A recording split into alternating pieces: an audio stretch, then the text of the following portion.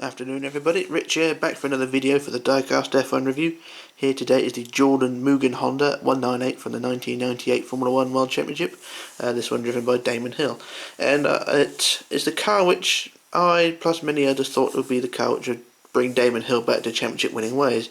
After a pretty sombre season with arrows in 1997, but pretty clearly showing what he's capable of doing in a car, courtesy of the Hungarian Grand Prix where he finished second, only just. When he should have won, showing what he can do without the help of a Williams car, and also throughout '97 it really showed what Jordan could do as well when they produced a very competitive car. It was only let down really by its one idiot driver and the other one just inconsistent, basically Fisichella, Ralf Schumacher, showing what they can do on good days, most of the time just running off the road. But I'm pretty sure if Damon had the '97 Jordan, he would have been up there. Maybe winning races, at least scoring a few dozen podiums. Or at least a dozen podiums perhaps, maybe not 2 dozen. But yeah, things took a turn for the worse in '98, or at least it started off that way. Like I said, many thought it would be a brilliant year, but it turned out to be, well, it began pretty shit anyway. No points throughout the first 8 races for the team, and pretty much the first 10 races for Damon Hill. He didn't score to the German Grand Prix. Was it 10 races then? Round 8 was Silverstone, round 9 Austria, round 10. I think it was round 10 Damon's first points came, courtesy of 4th place. But it was a pretty sombre season to begin with, because there were no points going through half the season. Considering Jordan's budget and also how they performed the previous year, it really was disappointing to see. But by mid-season, the car really was improving. By Canada, at least, the car was up there. Damon Hill running second for a little while, and also performing a pretty dangerous weave in front of Schumacher, but that's for another day.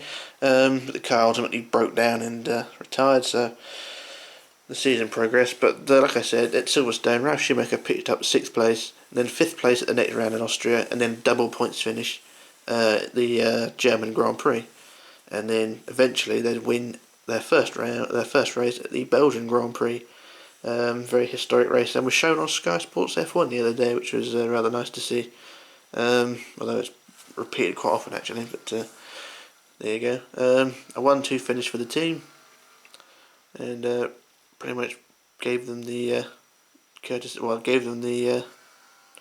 what's the word? Well, it doesn't matter.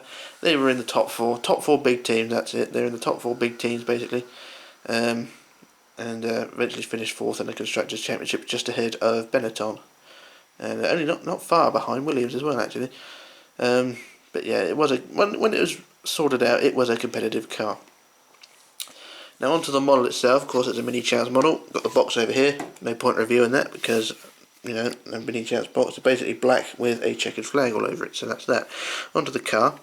Very nice model it is as well. It rolls quite nicely, although the front of the splitter at the front is rubbing the ground a bit. Apart from that, it's okay. The yellow does seem a bit off though. I think the yellow is a bit of a dull colour, but you can't really tell in this light. But it's sort of, I don't know, maybe it could have done a better job. But I ain't complaining. The only issue with the colour is on the is just a seam here between the paint and the decal. You can't really see it, but it does really show a blemish, but never mind. One thing I do love for this car is the Hornet on the nose. I really did miss the snake from the previous season, but when this Hornet design came out with the black top of the nose with the Hornet design there, it really did stand out quite nicely. It's just a shame they didn't keep it, because when they went to '99 and the 2000 season, they just painted it all yellow, which wasn't too bad, but I just wish they kept this design. Of course, it's the beginning of the Buzz and Hornets motif on the side as well. Of course, when not running Benton and Hedges, they had the Buzz and Hornets on the side, and pretty much everywhere. So it's on the rear, on the side, on the front wing, on top of the chassis. Basically anywhere they could stick it, basically. And build quality of this model is pretty good as well. It's got cobweb all over it for some reason. It's been in its box, and I just dropped it. It's been in its box for about 6 or 7 years, but there's now a cobweb all over it, which is a shame. A spider must have got in there and probably died on it somewhere. Anyway, into the detail itself. Of course, it's from 1998, the first of the narrow track cars and groove tyres. Of course, this is the 3 grooves in the front tyres as opposed to 4 later on. I suppose the FIA thought the cars were a bit too fast throughout '98 and thought slowing them down a bit more by adding a fourth groove. But anyway, it became the norm for about 10 years. Of course, now we're back with the proper slicks.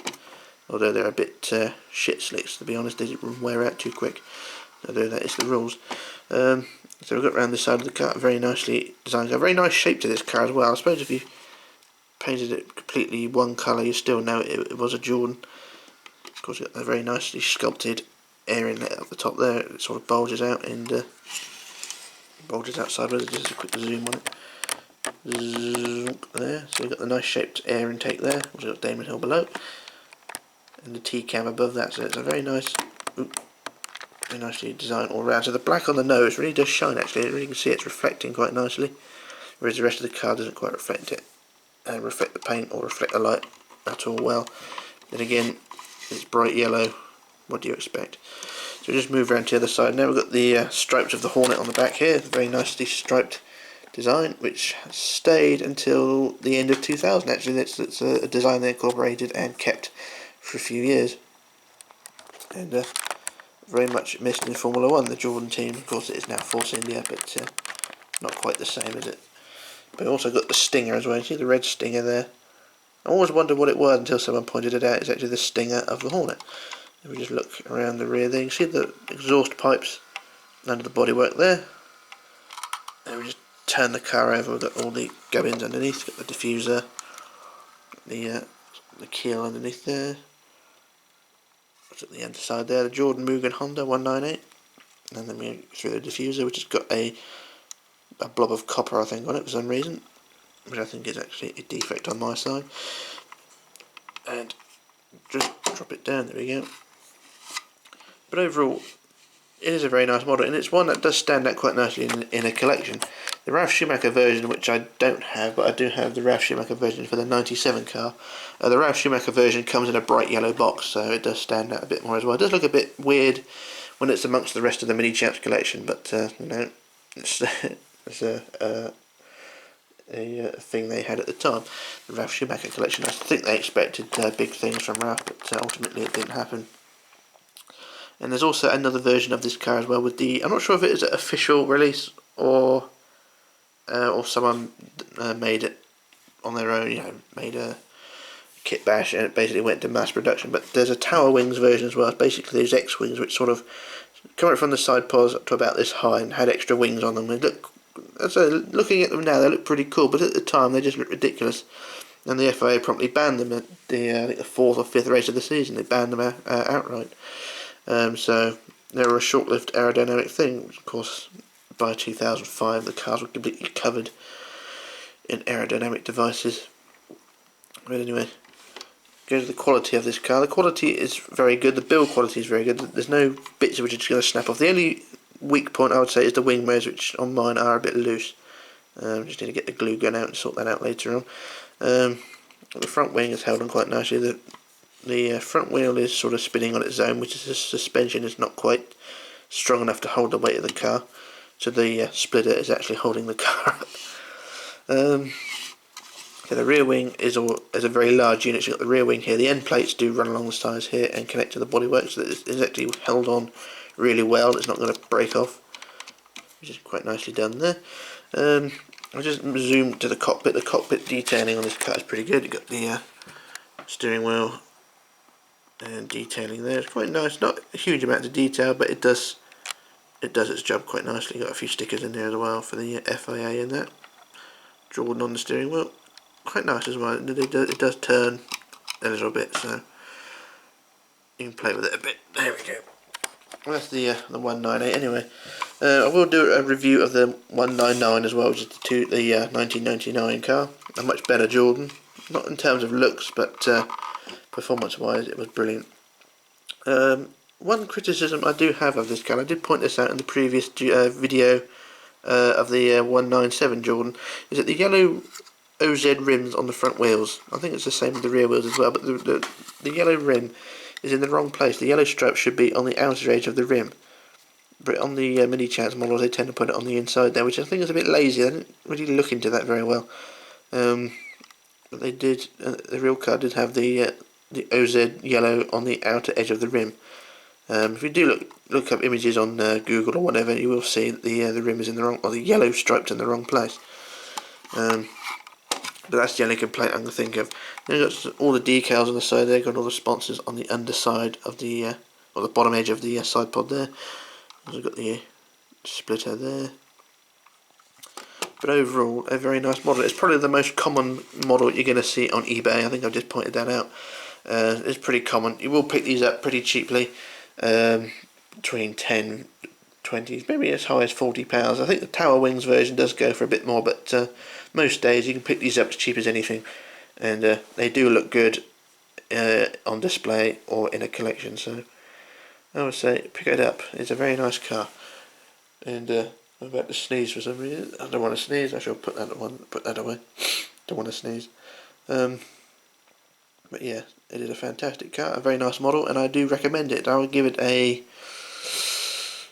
7.5, 8 out of 10.